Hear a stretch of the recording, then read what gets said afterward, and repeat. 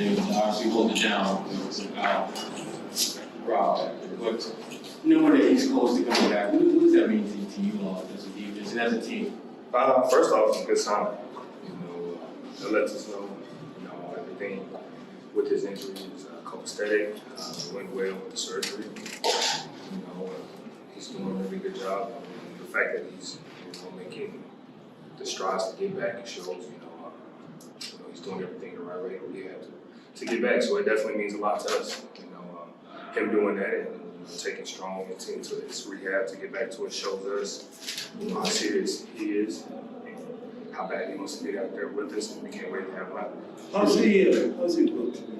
Just physically? From what I've seen, I haven't seen too much, but from what I've seen, he's been great.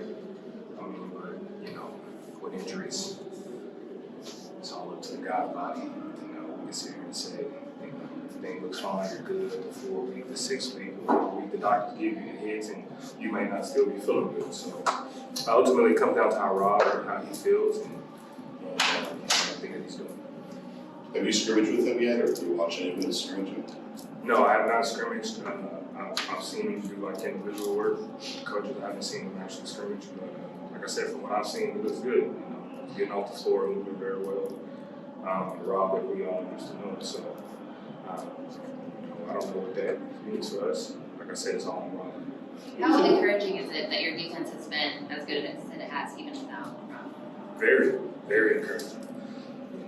Rob is a big key part to that defense. So for us to be able to do what we're doing without him, it just only makes us that more potent when he gets back. Grant talked about how much more physically he allows you guys to play. Can you kind of describe that safety net effect? Definitely. I think everybody sees it. Anybody who's ever played with a guy of his caliber who protects the rim like he does, it makes your job on the front a lot easier because you can take a little bit more gamble. You can be a lot more physical and not worry about getting beat because you have somebody to protect you. Marcus, what happened to your left thumb in the first half? My nail actually cut in half and came all the way back, so we have to pretty much snap my nail back. You kind of see it right now still. Stop, no. Can you show it? Yeah, I can show it. So as you can see, it's cracked and it's still trying to come off. So I saw the picture the other night. Literally, it was all the way back here. We had to pull it back. So it was just gushing blood. And you can kind of see my meat and then something. It was all right. I'm all right. It's It's not covered up now. No, it's not. We don't want to cover it up too much. Try to let it heal. During the game, I'll have something. And have you over the last 48 hours heard from anybody unexpected about the defensive player of the year? Someone called you or texted you and you were like, wow, this is, out of the blue? No, I haven't. Obviously everything is fresh on everybody's mind.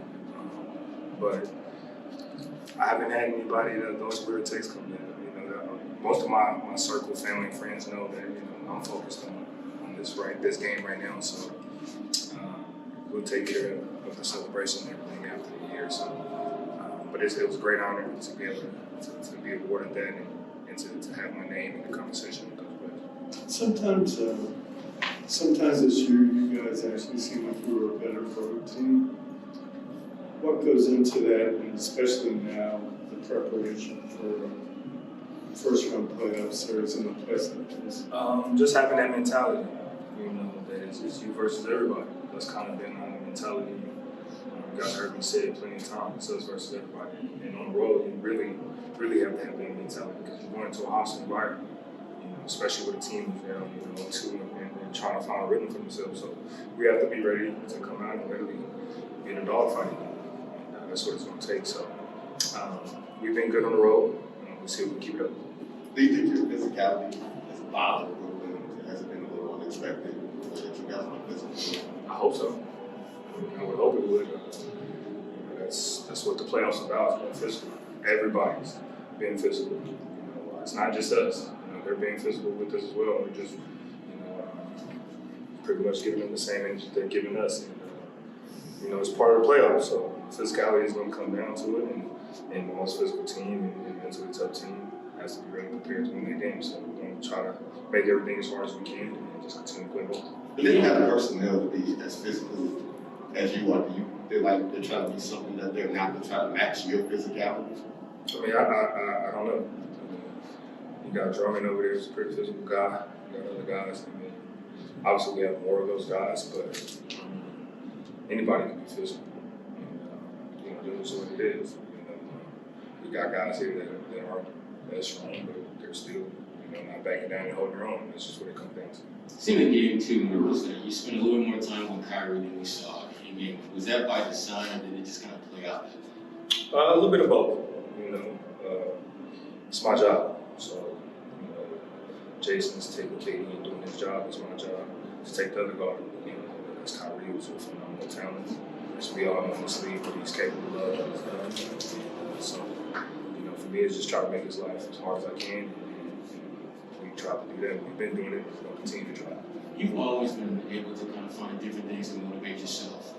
And on that night, big to do about winning the Defensive Player of the Year award. Kyrie had 39 in the previous game. How much did those type of factors kind of really give you maybe a little bit more of an edge going into that game to match up defensively? It was, I wouldn't say too much of an edge, but it was definitely something I was aware of. Went back, watched the film, you know, just do what I do. You know, I have to bounce back.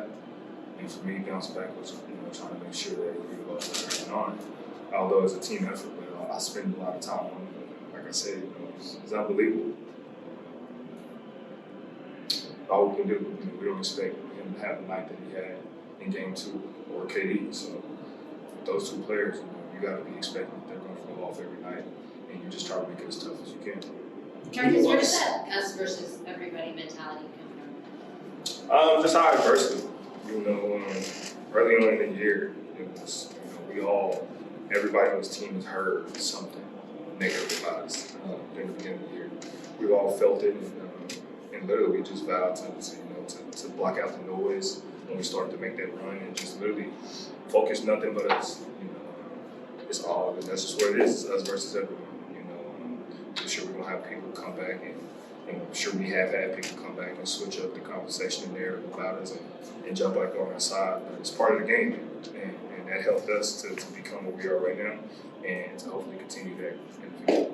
Game 1, you were helping him pass away off of Kyrie to try to shut Durant down, and he was able to get back to Kyrie, and he burned you a few times. What did you figure out in Game 2 to make sure that Kyrie could get open himself to that?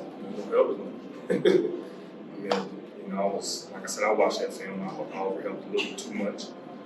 And, you know, Kyrie, being him, made him pay for it. So, Game 2, we try not to do the same and just give them different looks. It's really, you know, those two guys, you can't give them the same look. And we've all seen that throughout the years with these guys. So for us, it's just switching up our looks on them and making it as hard as we can. Can you walk us through the left hand moment with you and JB, the emotions in that time? Yeah, so, you know, me and JB are always talking about who has the better left hand. And, yeah, we always talk about that. And exactly, I've said the same way. There's no conversation with me. But, okay. But no, you know, it was a great play. It goes back to our growth. You know, JT drives the ball, could have taken a shot. I expected him to shoot 3 seconds on the clock, 6 feet away from the basket with a shorter defender. He makes a play out to me, and you know, I make that play with my left hand, especially after what happened to my thumb and everything. And it was an unbelievable play. And JB, you know, he just kept edging it on, and he prolonged that little celebration. I was just telling him on left hand, like, you a bad dude. And JB came over and he agreed with me. You know. Good way to wrap it up. All right.